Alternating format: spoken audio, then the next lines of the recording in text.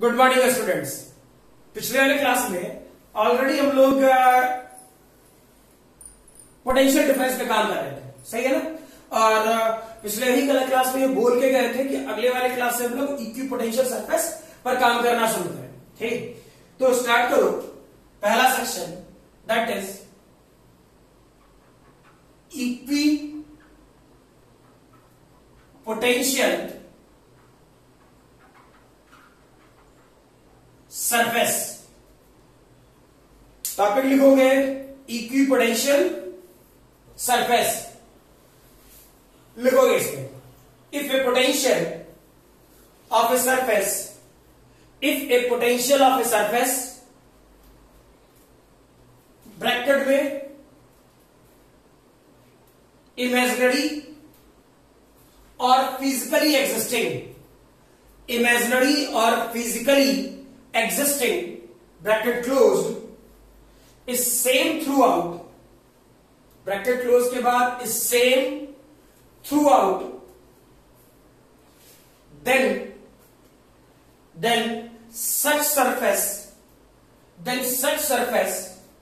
is called equipotential surface. Such surface is called equipotential surface. ठीक है, next लिखोगे इसी में प्रॉपर्टीज ऑफ इक्विपोटेंशियल सरफेस। सब कुछ एक बार में समझाऊंगा। प्रॉपर्टीज ऑफ इक्विपोटेंशियल सरफेस, ठीक है। पहला पॉइंट लिखोगे when charge is shifted from one point to the other point on equipotential surface, one point to other point on equipotential surface, then work done against electrostatic forces must be zero. Then work done against electrostatic forces must be zero. Clear? दूसरा next लिखो electric field is always perpendicular to equipotential surface, always perpendicular to equipotential surface.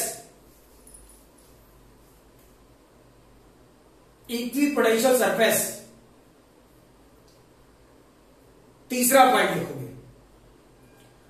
two equipotential surfaces do not cross each other. Clear? अब सारे points को आराम से समझो। मैंने क्या बोला और ये चीजें याद रहनी चाहिए।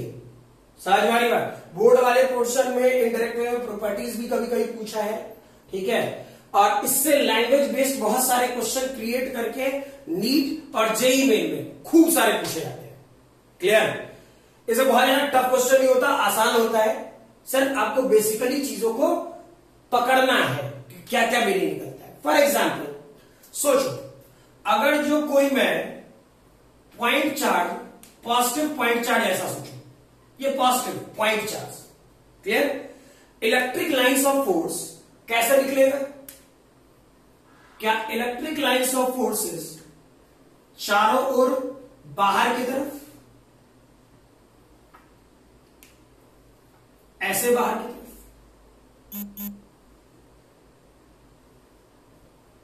क्लियर है ये? ठीक है।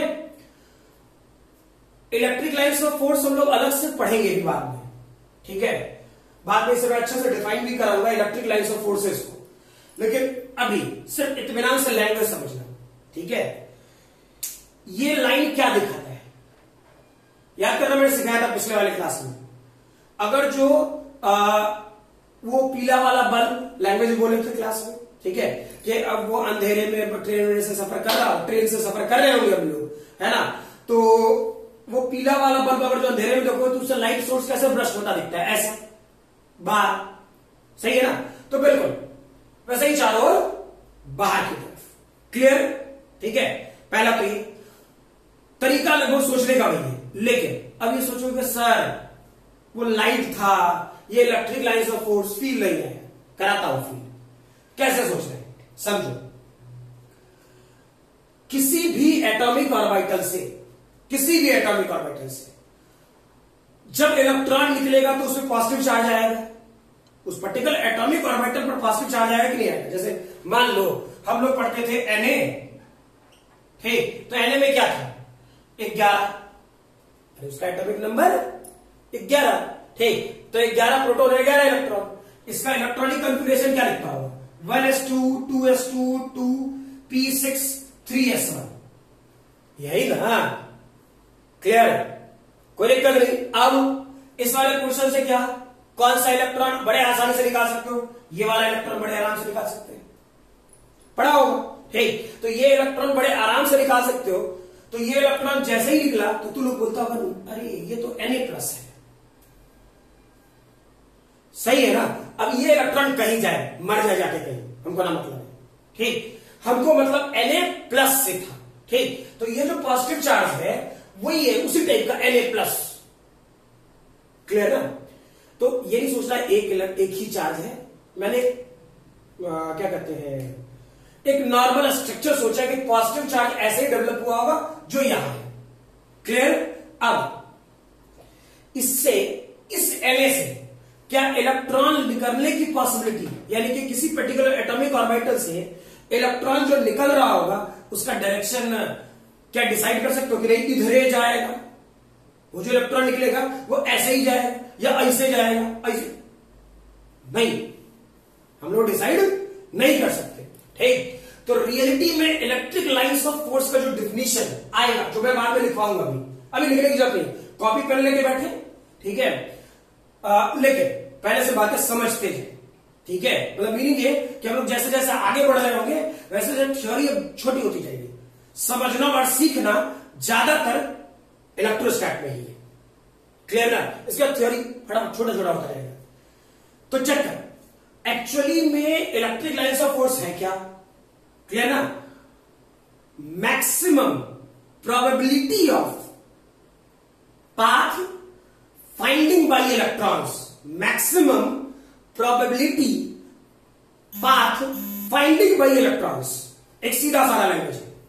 क्लियर, कि वो मैक्सिमम पाथ जिससे इलेक्ट्रॉन निकल सकता है। क्लियर, तो एक छोटा सर्कल एटॉमिक ऑर्बिटल है, उससे इलेक्ट्रॉन कैसे चारों ओर ऐसे निकल सकता है, ऐसे। मैंने बोला जरूरी नहीं है कि हर तरफ से इलेक्ट्रॉन निकल रहा, नहीं, मैंने बोला मैक्सिमम पाथ, वो जो जो पाथ से जा सकता है, पॉसिबिलिटी ऑफ या प्रोबेबिलिटी ऑफ, ठीक है, जिस जिस पाथ से जा सकता है, ठीक है, वही सेक्शन उसका इलेक्ट्रिक लाइन्स ऑफ फोर्स दिखाएगा, वही उसका पाथ होगा, वही उसका इलेक्ट्रिक लाइन्स का पाथ होगा। क्लियर, कोई दिक्कत नहीं है।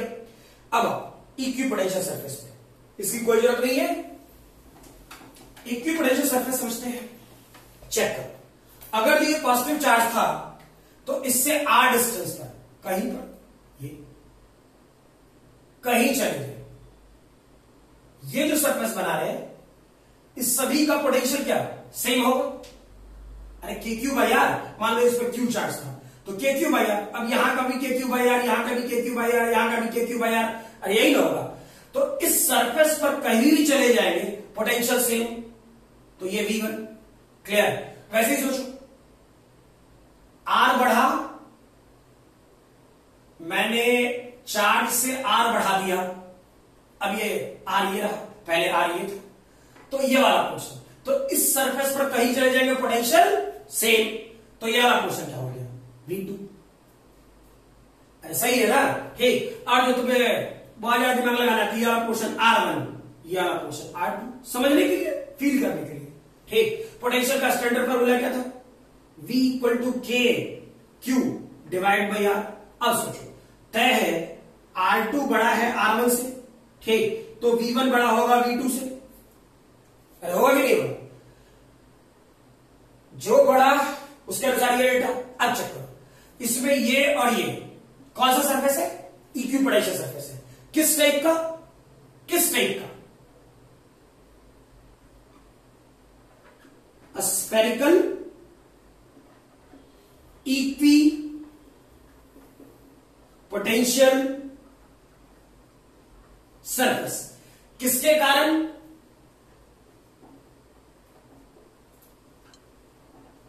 पॉइंट चार्ज के कारण। क्लियर है ये? ठीक, क्योंकि इससे जो इलेक्ट्रिक लाइन्स ऑफ फोर्स निकलेगा वो ऐसे निकलेगा, तो इस पे जो स्फेयर बनेगा वो कैसा? चारों ओर बनेगा, तो स्फेरिकल। ठीक है, अब ऐसे ही सोचो, नॉर्मल सी बात, एक लाइन चार्ज सोचते हैं, पॉजिटिवली लाइन चार्ज, ठीक, फील कर रहे हैं, पॉजिटिवली लाइन चार्ज। क्लियर है ये? ठीक है, पॉजिटिवली लाइन चार्ज, तो इससे इलेक्ट्रिक लाइन्स ऑफ फोर्स कैसे जाएगा? चेक करना, क्या इससे इलेक्ट्रिक लाइन्स ऑफ फोर्स ऐसे निकलेगा?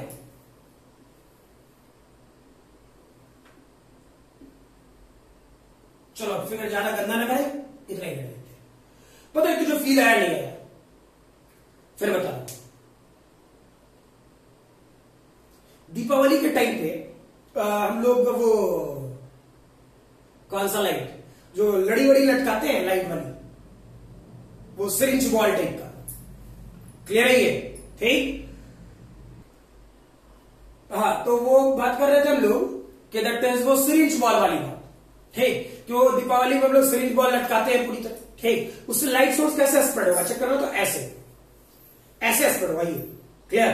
तो हर लाइट सोर्स यू यू यू नीचे, फील करा था कैसे होगा? इससे आर दूरी पर जो इक्विपोटेंशियल सरफेस बनेगा कुछ ऐसा बनेगा और ऐसा बनेगा। फील करो, बिल्कुल ऐसा होगा, बिल्कुल ऐसा।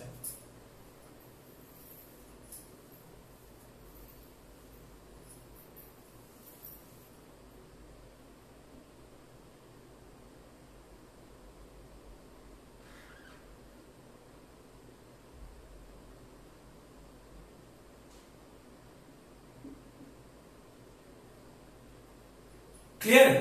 और इस पर इक्विपोटेंशियल सरफेसेस, इससे electric lines of force check करो, पहले भी फील आ रहा अब फील आए, इससे रियलिटी में इलेक्ट्रिक लाइन्स ऑफ फोर्सेस ऐसे निकल रहा होगा चारों, ये सेंटर पॉइंट है, वहां से बन गया, यानी बिल्कुल ऐसे ऐसे।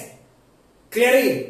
कोई दिक्कत नहीं? ठीक है, तो चेक करो, इससे लाइन चार्ज के कारण यहां से यहां का पोटेंशियल, तो इस सरफेस पर, इस सिलेंड्रिकल सरफेस पर, ये वाला पहला सरफेस, सब जगह का पोटेंशियल क्या मान लिया? V1। यहां का पोटेंशियल क्या मान लिया? V2। ठीक, चार्ज से जितना दूर, यानी V1 यहां से बड़ा, V2। क्लियर है? ये किस कंडीशन का इक्विपोटेंशियल सरफेस था? किसके कारण था? लाइन चार्ज के कारण। क्लियर? सही है ना? और सरफेस कैसा बना? Cylindrical equipotential surface. क्लियर है? Cylindrical equipotential surface. ठीक है, इसी ढंग से एक और चेक कर लो। फॉर एग्जाम्पल, हम लोग इलेक्ट्रिक फील्ड, अरे छोड़ो ना, एक शीट बनाते हैं, शीट, फिगरें तो बनाना है। ये पॉजिटिव चार्ज कुछ, ठीक, तो इसका पोटेंशियल कैसे चेक करो, इससे आर दूरी पर बिल्कुल ऐसा ही, सेम सरफेस, बिल्कुल ऐसा ही, same surface. Clear? Reason feel करो, फील करो, इससे इलेक्ट्रिक लाइन्स ऑफ फोर्स कैसे जाता? सोचो, क्या इससे इलेक्ट्रिक लाइन्स ऑफ फोर्स ऐसे जाता? क्लियर? ठीक, दोनों तरफ जाएगा, मैंने एक ही तरफ बनाया है। इनफाइनाइट शीट का sigma by 2 epsilon not electric field बताए थे। मान लो ये इनफाइनाइट शीट है, ऐसे और ऐसे, ठीक है। तो sigma by 2 epsilon electric field इस तरह जाता है। तो इक्विपोटेंशियल सरफेस कहां, ये तो ये पूरा सरफेस कौन सा हो गया इसका, इक्विपोटेंशियल सरफेस हो गया। ये वाला सरफेस कौन सा हो गया, इक्विपोटेंशियल सरफेस हो गया।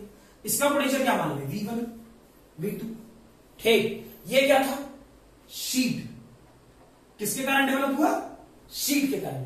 सरफेस कैसा बना, सरफेस कैसा बना, प्लेनर,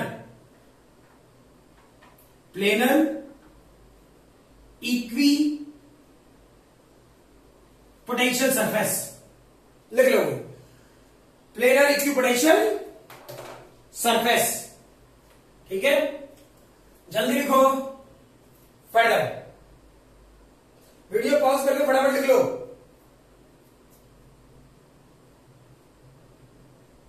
चलो भाई, तब तक मैं फिर बोल रहा हूं, वीडियो पॉज करके फटाफट लिख लो, ये फिगर बनाना ही होगा, ठीक है। चलो इस पे काम करते हैं। हाँ सॉरी, पॉइंट्स तो हम लोगों ने डिस्कस किए ही। मैंने क्या कहा कि एक पॉइंट, एक ही इक्विपोटेंशियल सरफेस से मान लो, अब समझते हो, फिगर पॉज करके लिख चुके हो, अब जो समझा रहा हूं समझते जाना। फॉर एग्जाम्पल कोई भी क्यू चार्ज होता, कोई भी क्यू चार्ज मान लो, यहां इज क्यू, इसको लिखना नहीं है, समझाने के लिए बोल रहा हूं। ये क्यू चार्ज को उठा के यहां से यहां लेके जाओ, यहां से यहां लेके जाओ, तो यहां का पोटेंशियल कितना, V2, यहां का पोटेंशियल कितना, V2, पोटेंशियल डिफरेंस कितना, 0। वर्क डन का फॉर्मूला क्या बताए थे, Q इंटू V। अरे Q into V, work done A से इन्फिनिटी से P पॉइंट पर लाए थे, ये लाया है ना। और जो भूल गया तो ये वाला फॉर्मूला उतना दिमाग नहीं लगाए, potential at P minus potential at infinity must be equal to work done infinity से P external divide by charge Q। ठीक, ये अलग मैटर है कि इसका पोटेंशियल 0 हो जाता था उस टाइम पर, उस टाइम पर जब हम पोटेंशियल निकाले थे। लेकिन जब पोटेंशियल डिफरेंस पर किए थे तो क्या होता था, ये वाला पॉइंट ए और ये वाला पॉइंट बी, तो वर्क डन क्या होता, work done Q into potential difference, Q into potential difference, ठीक है। तो चेक करो, यहां का पोटेंशियल कितना, V2, यहां का पोटेंशियल कितना, V2, पोटेंशियल डिफरेंस कितना, 0, तो वर्क डन कितना, 0। क्लियर, ठीक है। दूसरा पॉइंट ये बोला गया, electric field is always perpendicular to equipotential surface. Feel करते अच्छे से फील करो, electric field is always perpendicular to equipotential surface. Check करो, ये सरफेस है कैसा, अस्फेरिकल, ये सरफेस कैसा है, अस्फेरिकल, ठीक। तो इस सरफेस पे टेंजेंट डाल दो, यहां टेंजेंट, ठीक। चेक कर, क्या इलेक्ट्रिक लाइन्स ऑफ फोर्स ये ब्लू वाला कलर है और इक्विपोटेंशियल सरफेस क्या ये वाला कलर है, एंगल कितना, 90 डिग्री। यहां चेक कर, टेंजेंट डाल, एंगल कितना, 90 डिग्री। यहां चेक कर, एंगल कितना, 90 डिग्री। सिमिलरली चेक करो, ये ब्लैक वाला कलर, अच्छा दोनों ही ब्लैक हो गए, कोई बात नहीं। ये ब्लैक वाला पार्ट जो एरो की तरफ से है, ये इलेक्ट्रिक लाइन्स ऑफ फोर्स, ठीक है। इक्विपोटेंशियल सरफेस कौन सा था, सिलिंड्रिकल। ये सरफेस चेक कर दो, कितना एंगल, 90 डिग्री। ये एंगल कितना, 90 डिग्री। क्लियर, तो equipotential surface always perpendicular to electric field, ठीक। यहां चेक करो, ये इलेक्ट्रिक लाइन्स ऑफ फोर्स जो एरो वाला लाइन है वो, और ये शीट बनाया है, इस दोनों के बीच का एंगल कितना, 90 डिग्री, 90 डिग्री। क्लियर, ठीक है। Further, two equipotential surface never cut each other. Two equipotential surface, क्या V1 और V2 एक दूसरे को कट करेगा, क्या V1 और V2 एक दूसरे को कभी कट करेगा, कभी नहीं। क्या ये V1 V2 एक दूसरे को कट करेगा, कभी नहीं। क्या ये V1 V2 एक दूसरे को कट करेगा, कभी नहीं। क्लियर है, ठीक है। तो two equipotential surfaces never cut each other. Clear है, चल फटाफट लिख लेंगे। तब तक मैं एक क्वेश्चन दे रहा हूं, आसानी दूंगा, टेंशन नहीं।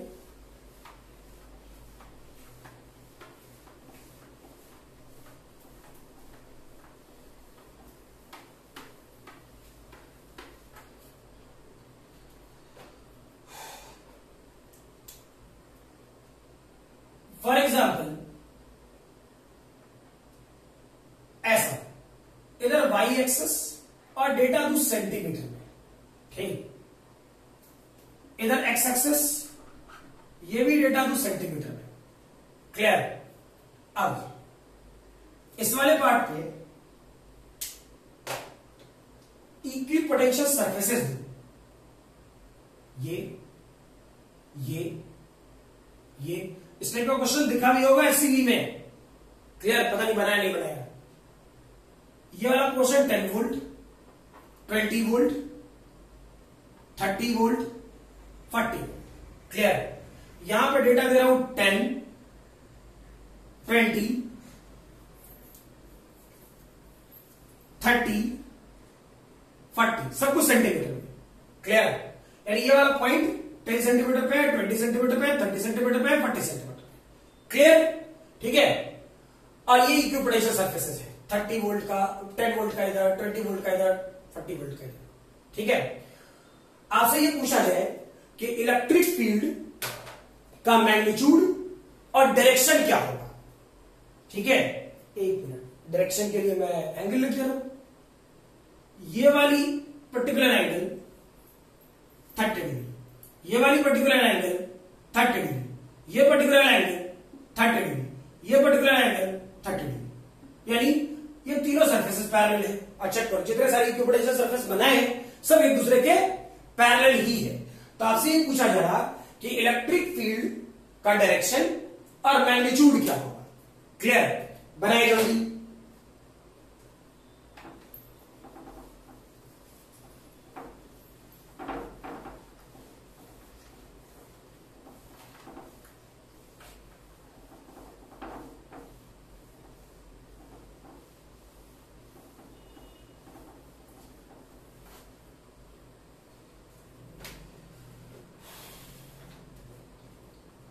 हो गया, हो गया। चलो चेक करो क्या था। और नॉर्मल से लॉजिक चेक करें इस वाले पार्ट में, बड़ा आसान है पकड़ने का तरीका। पहला लैंग्वेज जो तुम्हें चेक करना होगा और सोचना होगा इस टाइप के क्वेश्चन के लिए, तो दिमाग में सबसे पहला स्टेटमेंट ये चलना चाहिए, along the direction of electric field potential decreases, clear. मैंने क्या कहा, along the direction of electric field potential decreases, ठीक। तो चेक करो पोटेंशियल किधर डिक्रीज कर रहा है, 40, 30, 20, 10। लेकिन एक बात कंफर्म हो गया, इलेक्ट्रिक फील्ड का डायरेक्शन भाई इस तरफ आएगा। ये एग्जैक्ट डायरेक्शन नहीं है, फील आया इस तरफ से इस तरफ की तरफ जाएगा, ठीक है। दूसरा पॉइंट क्या पकड़ना है वो सोचो। दूसरा point, equipotential surfaces are always perpendicular to electric field. क्या जो बोले क्लियर है, equipotential surface are always perpendicular to electric field. तो चेक करो, डायरेक्शन इस तरफ आना है, इक्विपोटेंशियल में परपेंडिकुलर होगा इलेक्ट्रिक फील्ड, क्या करोगे, परपेंडिकुलर 90 डिग्री इधर, 90 डिग्री इधर, 90 डिग्री इधर, क्लियर।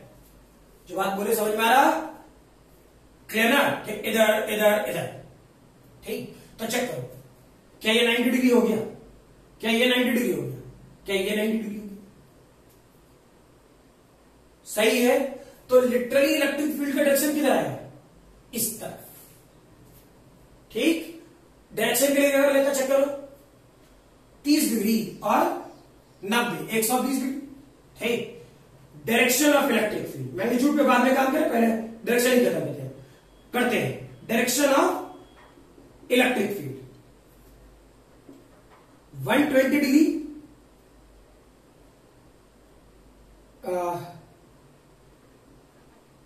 फ्रॉम एक्स एक्सिस, कुछ ऐसा, क्लियर ना। मैग्नीट्यूड चेक करो, मैग्नीट्यूड के लिए क्या काम करते हैं भाई, फील करो, किसी को उठा लो, किसी को, इसको उठा लो, इसको उठा लो, या इसको बस फिक्स करना, चेक करना क्या डीवी इक्वल टू मैग्नीट्यूड में काम कर रहे होते तो ई डॉट डी आर लिखे, DV equal to E dot D R, या फिर माइनस ई डॉट, तो वो तो मैग्नीट्यूड छोड़ो, मैग्नीट्यूड में काम करे, ठीक। यानी इसे क्या लिख सकता था, del V divided by del R, E का मैग्नीट्यूड देगा, सही है ना। Del V divide by del R यानी चेंज इन वोल्टेज या potential divide by change in position, ठीक। तो चेक करो, यहां से यहां तक का डिस्टेंस 20 से 10, ठीक। तो ये 10 सही है ना। तो यहां से यहां तक का डिस्टेंस, ये डिस्टेंस कितना होगा फील करो, ठीक। तो चेक कर, मैं इस वाले पोर्शन को कुछ भी मान लेते हैं ना, एल, क्या लिखेगा,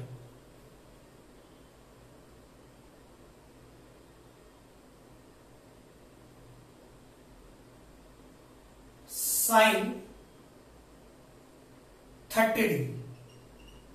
साइन 30 डिग्री की value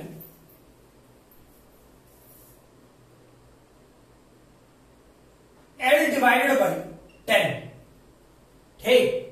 perpendicular divide by hypotenuse, ये वाला डेटा कितना हो गया 1 divide by 2 L divide by 10, ठीक। यानी एल की वैल्यू कितना 5 सेंटीमीटर, यही ना। अब इस वाले फॉर्मूले में यूज कर लेते हैं, तो डेल वी डेल आर की वैल्यू कितना 5 सेंटीमीटर, तो 10 टू द पावर -2, ठीक। R electric field, del V कितना है चेक करो, हम इतने दूर पे काम कर रहे हैं, तो चेंज इन पोटेंशियल कितना 20 - 10 यानी कितने 20 - 10, सॉल्व ना कर लेना, जो भी है वही बेटा इलेक्ट्रिक फील्ड का मैग्नीट्यूड, डायरेक्शन तो 120 डिग्री आया ही, क्लियर है, ठीक है। लिख लो इसे फटाफट,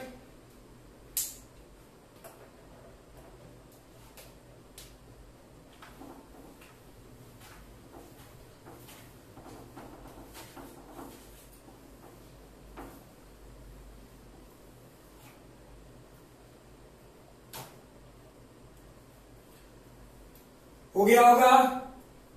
नेक्स्ट टॉपिक लिखो।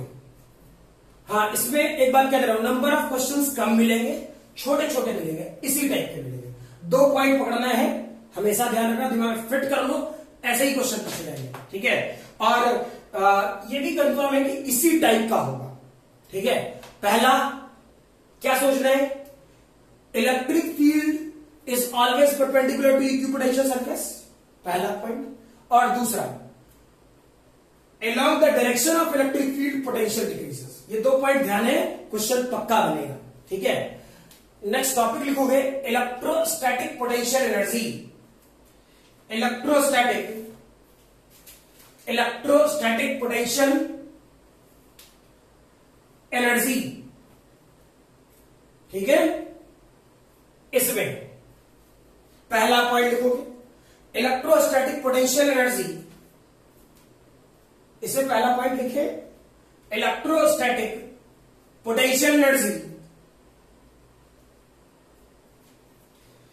Of a point charge,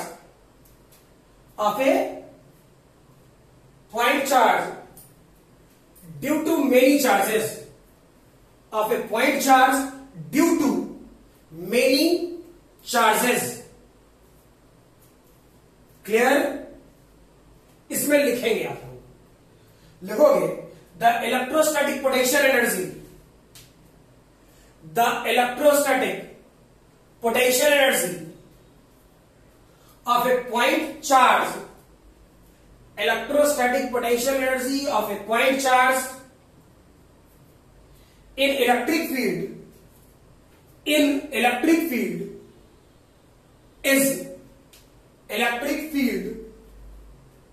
is work done in taking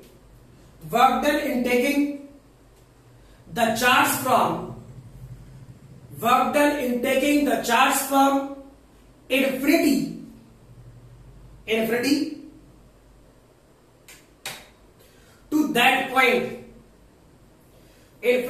to that point, by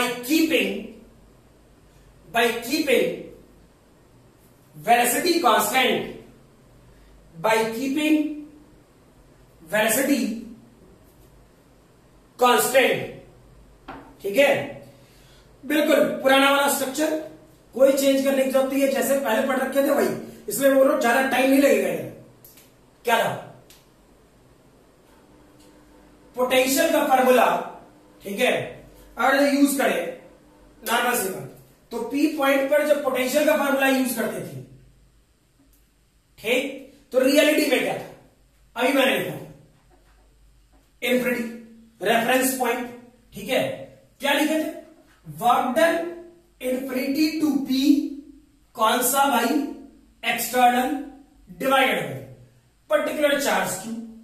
ये अलग मैटर था कि इसका वैल्यू 0 हो जाता था, सही है ना, कि ये अलग मैटर था कि इसका वैल्यू 0 हो जाता था, इसके पीछे हम लोग बहुत ज्यादा दिमाग न लगाए, ठीक। चेक करो, तो ये वाला पोर्शन क्या हो जाएगा 0, यानी Q into potential, P point का पोटेंशियल, ये वर्क डन इन्फिनिटी से पी, ये डेटा एक्सटर्नल, और इसी को बोलेंगे पोटेंशियल एनर्जी। क्लियर, इसी पार्ट को हम लोग बोल रहे होंगे पोटेंशियल एनर्जी, ठीक है। अब सोचो, अगर जो यही पार्ट इलेक्ट्रिकल के लिए लिखते तो क्या होता, माइनस आता, और क्या था, अरे इसी के लिए क्या कर रहे थे, Q into VP minus work done infinity से P, ये वाला पोर्शन इलेक्ट्रिकल, ये भी पोटेंशियल एनर्जी के बराबर होता है, ठीक है। क्लियर, लिख लेंगे इसे जल्दी।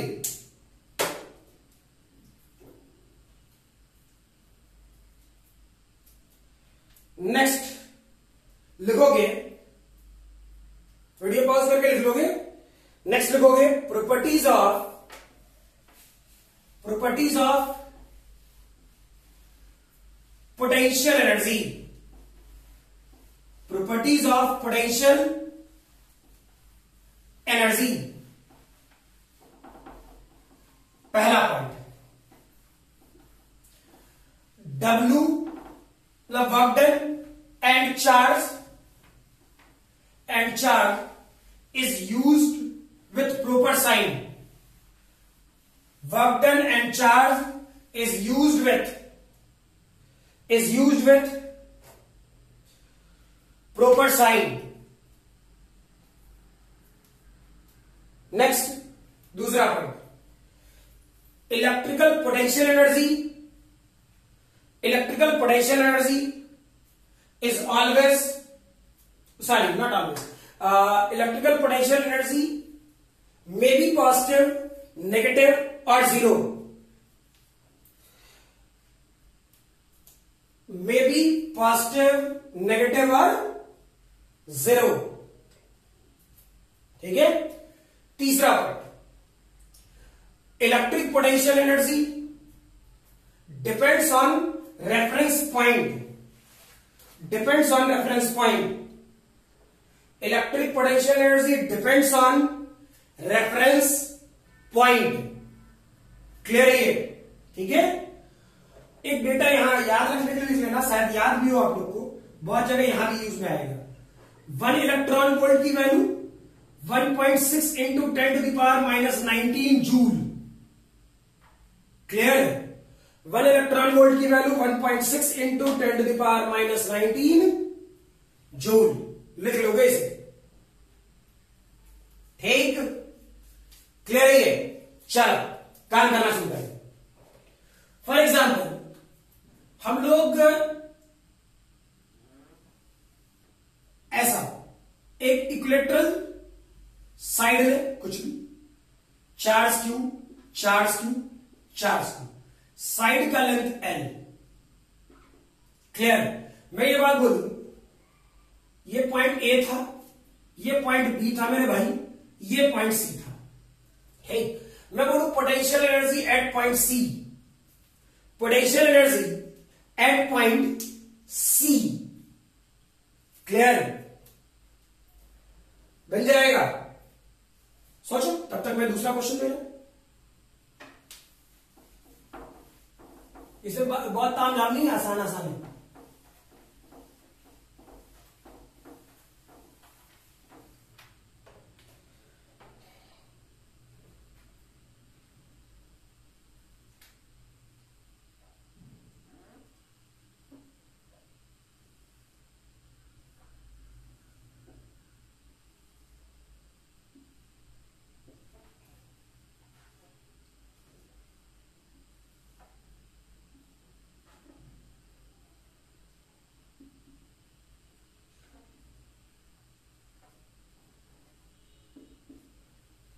ठीक है, बन गया। चेक करो, क्या इस वाले पोर्शन पे सी पॉइंट पे करता रहो क्या? हम लोग कुछ भी करना है यार, सी पॉइंट पे पोटेंशियल निकाल लेना जितने सारे चार्जेस हैं। चेक करो क्या लिखता है, नॉर्मल सी बात। क्या करोगे, यहां पे चार्ज कितना है Q, पोटेंशियल वैसे निकालना है ना, तो यहां पे चार्ज कितना है Q, लिख Q। ठीक, किस पॉइंट पे निकालना है? सी पॉइंट पे, पोटेंशियल एट सी। ठीक, तो इस चार्ज को छोड़ करके जितने सारे चार्जेस हैं, सभी चार्जेस के कारण पोटेंशियल यहां पर कितना होता है? तो चेक करो क्या होगा मेरे भाई, Q। ठीक, पोटेंशियल चेक करो, ए चार्ज के कारण यहां, ठीक, सी पॉइंट, ए चार्ज के कारण सी पॉइंट लिख रहा हूं, KQ डिवाइड बाय, यहां से यहां तक का सेपरेशन क्या, इक्वेटर ट्रायंगल बोला हूं तो L तो L, अरे आना। ठीक, वैसे ही बी से के कारण सी पर KQ डिवाइड बाय L, कौन सी बड़ी बात है, जोड़ के लिखते हैं 2KQ square divide by L, हाँ ना। वैसे ही सोचो, सिमिलरली फटाफट बताना, सी पॉइंट पे कितना पोटेंशियल एनर्जी होगा, जल्दी। सी पॉइंट पे कितना पोटेंशियल एनर्जी होगा, गड़बड़ होना चाहिए। इसमें 2 क्वेश्चन होंगे, बाद में, अभी नहीं, लैंग्वेज बाद में बताऊंगा, ऐसे फिर कंफ्यूज हो जाओगे। जल्दी सी पॉइंट पे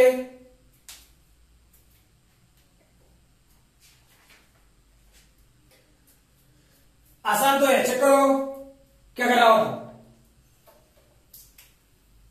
हमको चाहिए पोटेंशियल कहां पे, सी पॉइंट पे। ठीक, ये भी सी पॉइंट का ही था, तो क्या करते हैं, फील करो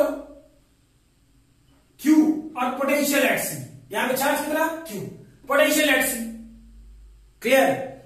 तो चेक करो, Q एज इट इज रहने लिखते हैं, A के कारण C पर, तो ये डिस्टेंस L, ये डिस्टेंस है, तो यहां से यहां तक का डिस्टेंस √2L, तो क्या लिखेगा, KQ डिवाइड बाय √2L, है ना, प्लस B के कारण C पर, ये डिस्टेंस कितना L, KQ divide by L। ठीक, D के कारण C पर क्या हो जाता, KQ divide by L,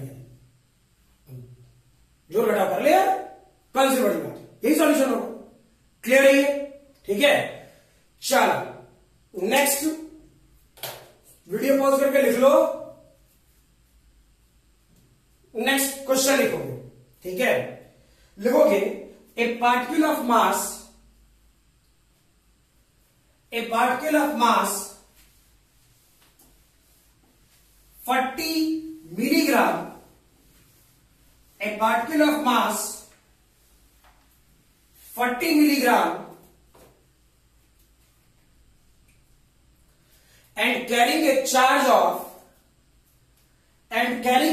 of 5 into 10 to the power 5 into 10 to the power minus 6, 5 into 10 to the power minus 9 कर दे, not 6, minus 9 coulomb, 5 into 10 to the power minus 9 coulomb is moving directly towards a fixed point charge,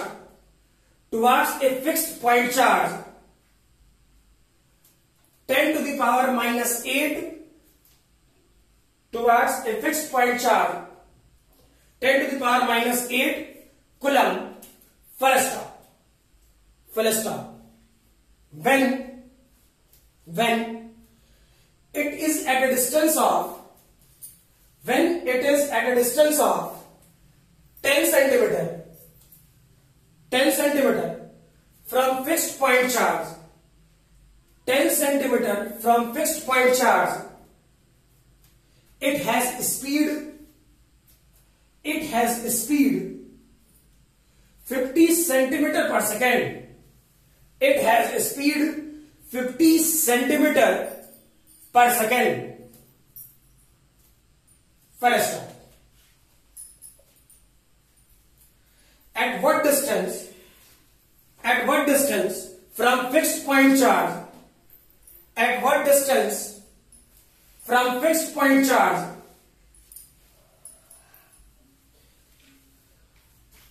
the moving particle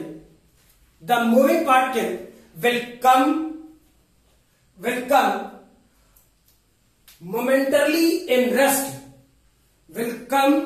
momentarily in rest, clear?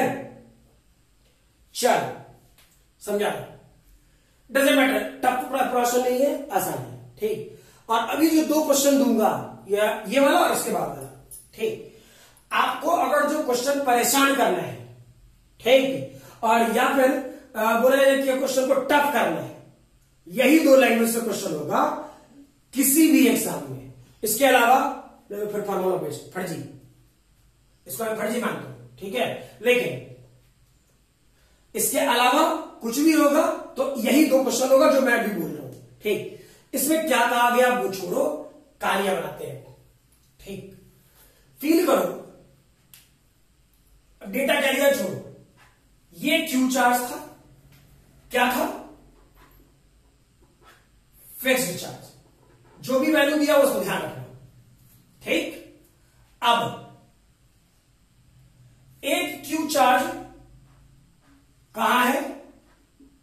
At infinity, कहां से आ रहा नहीं पता, ठीक। ये इधर आ रहा था धीरे धीरे, या किसी भी स्पीड से आ रहा था, बोला मतलब है, ठीक। मान लीजिए जब ये यहां पहुंचा, ठीक है, तो यहां से यहां तक का सेपरेशन शायद कैपिटल आर, जो कि 10 सेंटीमीटर है, दे रखा है, सही है ना? 10 सेंटीमीटर है। और मैं डेटा के पीछे नहीं जा रहा हूं, मैं लैंग्वेज पर काम करूं, ठीक। और जब इधर आ रहा था तो इसकी वेलोसिटी में भी कुछ यू है, शायद 50 मीटर पर सेकेंड, क्लियर? सॉरी, सेंटीमीटर पर सेकेंड जो डेटा दे रखा है, ठीक। अब पहले बोला मुझे लैंग्वेज क्या कहते हैं, डेटा से कोई मतलब नहीं है, लैंग्वेज सीखना। अब ये वाला पोर्शन कहां से, इस तरह वेलोसिटी अंदर आ रहा हूं, मान लीजिए जब ये यहां पहुंचा होगा, ठीक, और इस फिक्स चार्ज से इसका डिस्टेंस आ रहा होगा, ठीक है, फिक्स पॉइंट से इसका डिस्टेंस आ रहा होगा, तो इसकी final velocity momentarily at rest, ये बोला है, यानी जीरो, क्लियर ना? ठीक।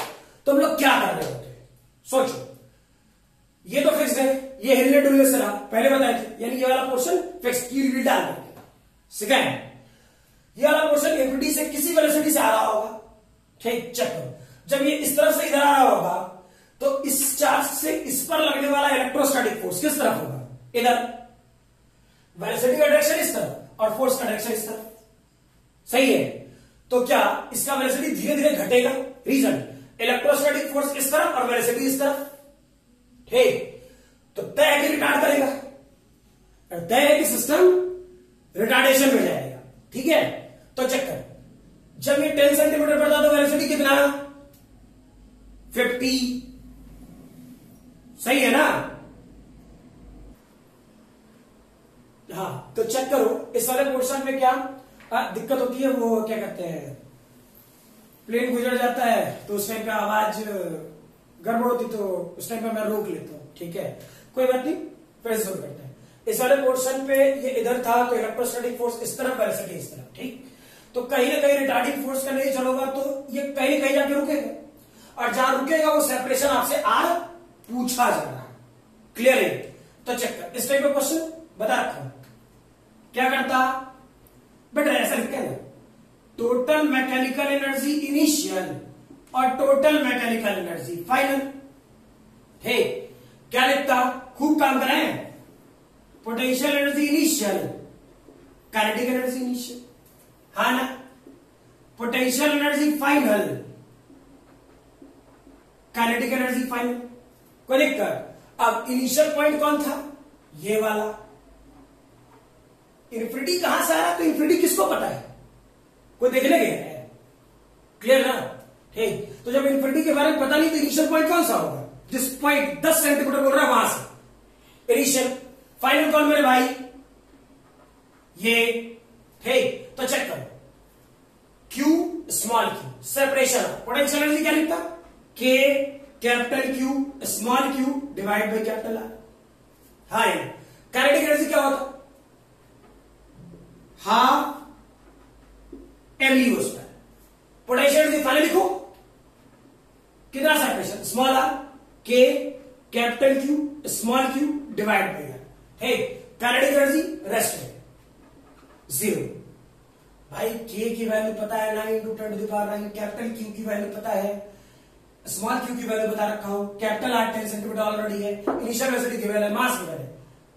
क्या स्मॉल आर नहीं निकाल सकते यहां से, क्लियर ही है, स्मॉल आर निकाल के खत्म करो क्वेश्चन। ठीक, क्लियर है ये, वीडियो पॉज करके लिख लो। फर्दर एक और question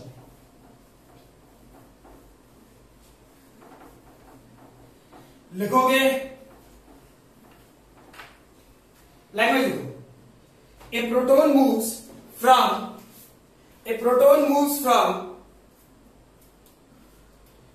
from a large distance, protons moves from a large distance with a speed u, directly towards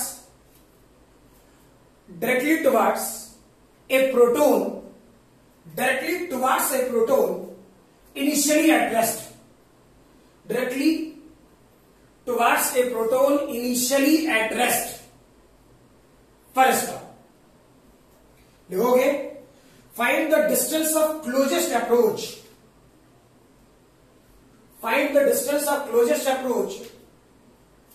between two protons, ठीक है। अब जो बोल रहा हूं ध्यान से सुने लोग।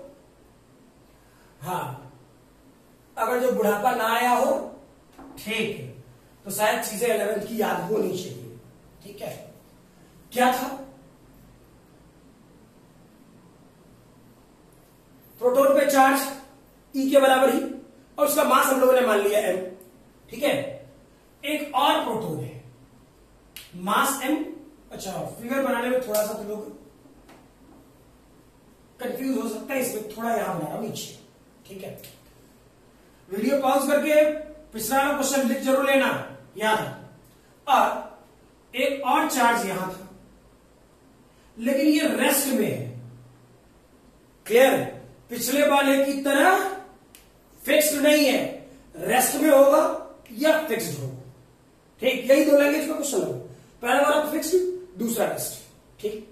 अब इस दोनों के बीच का सेपरेशन क्या है भाई, इनफाइनाइट, क्लियर। और इस टाइम पे इसकी वेलोसिटी कितना, u, क्लियर। अब डील करो, ये बहुत दूर से होगा, इनफाइनाइट पे होगा, तो फोर्स ऑफ रिपल्शन, क्योंकि पॉजिटिव नेचर का चार्ज, तो रिपेल करेगा u, है ना। तो इसमें फोर्स कितना लगेगा, इधर, इसे फोर्स कितना लगेगा, इधर, क्लियर, कोई तकलीफ नहीं, गुड। तो चेक करो, इस पर फोर्स इस तरफ, तो इसकी वेलोसिटी घटेगी और इसकी वेलोसिटी बढ़ेगी। सोचना, इसमें फोर्स इस तरफ और इसमें फोर्स इस तरफ, तो इस पे वेलोसिटी बढ़ेगी और इसकी वेलोसिटी घटेगी, क्लियर, कोई दिक्कत नहीं, सही है ना।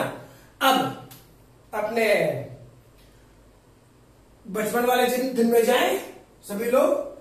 क्या डिस्टेंस ऑफ क्लोजेस्ट अप्रोच के लिए मैंने एक स्टेटमेंट बोला था, डिस्टेंस ऑफ क्लोजेस्ट अप्रोच में क्या दोनों पार्टिकल का वेलोसिटी सेम हो जाना चाहिए, यानी En और En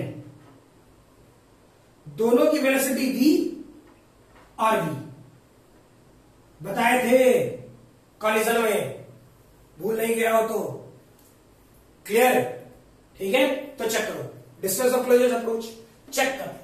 पहला काम क्या इस टाइप के क्वेश्चन के लिए, मैंने बोला था मोमेंटम कंजर्व कराने के लिए। चलो यार, मोमेंटम कंजर्व कराते, क्या लिखेगा, m इंटू यू, इसका तो 0 दे रहा हूं, इसका क्या, m into V plus m into V, यानी v की वैल्यू कितना, u डिवाइड बाई 2। अरे हाँ ना, क्लियर। उसके बाद एनर्जी कंजर्व करेंगे भाई, टोटल मैकेनिकल एनर्जी चेक करो, यहां लिख रहा हूं, इनिशियल फाइनल उतना नहीं लिखा, इसका kinetic energy half M U square, potential energy 0, separation find गई है, इसका potential energy sorry kinetic energy क्या लिखेगा, half M D square plus half M D square plus K E square divide by R. ठीक, v की value किसके बराबर, u by 2 के बराबर। ये आप पुट कर लोगे, इस जगह पुट कर लोगे, आपको कह रहा निकालने को, वैल्यू तो पुट करना है, कर लोगे, कौन सी बड़ी बात है। ठीक है, फिर कह रहा हूं 2 ही क्वेश्चन पूछे जाएंगे इसमें परेशान करने वाले। कौन सा, एक चार्ज फिक्स करके, ठीक, और एक चार्ज को रेस्ट में करके। रेस्ट में कहने का मतलब फिक्स्ड नहीं होता, रुका हुआ होता है। ठीक, और फिक्स करने का मतलब उसमें किसी भी कंडीशन में किसी भी पॉइंट पे मोशन की बात नहीं सोचेंगे। क्लियर, ठीक है, यही 2 क्वेश्चन परेशान करने वाले होंगे। इस दोनों क्वेश्चन को अच्छे से वेरीफाई करना, ध्यान रखना। ठीक है, वीडियो पॉज करके आराम से लिख ले। ठीक, फिगर ये है और ये वाला। ठीक, आज वाले क्लास के लिए यहीं तक रहने देते हैं। अगले वाले क्लास में हम लोग सेल्फ एनर्जी पर काम करना शुरू करें। ठीक है, आपका दैट इज पोटेंशियल एनर्जी अभी और है और, लेकिन पर्टिकुलर सिर्फ सेल्फ एनर्जी की टॉपिक एंड। ठीक है, अगले वाले क्लास में हम लोग सेल्फ एनर्जी पर काम करना शुरू करें। ठीक है, या system of charges current energy पर काम करना शुरू करें। ठीक है, चलो नेक्स्ट क्लास।